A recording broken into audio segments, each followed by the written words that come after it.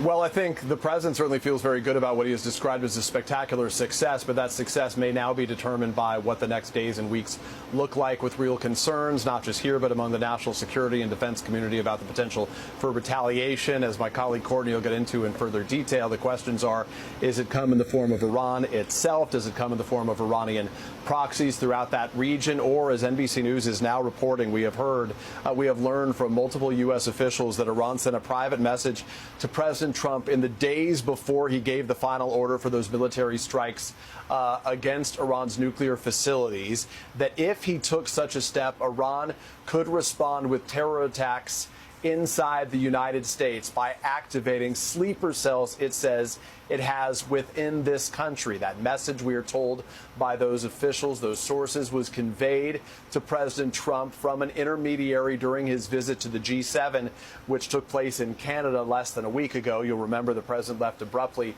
to come back halfway through that visit here to the White House to keep a close eye on the growing escalation between Israel and Iran. So that is some of the new reporting coming from NBC at this point. Separately, there's going to be a continued effort to get a damage assessment of how successful this was. We are certainly now hearing from the International Atomic Energy Agency. The president himself, in his initial remarks, touted this as a success, we said, saying they totally and completely obliterated the nuclear sites. We heard more nuance in the assessment from the Joint Chiefs Chairman, who says that the U.S.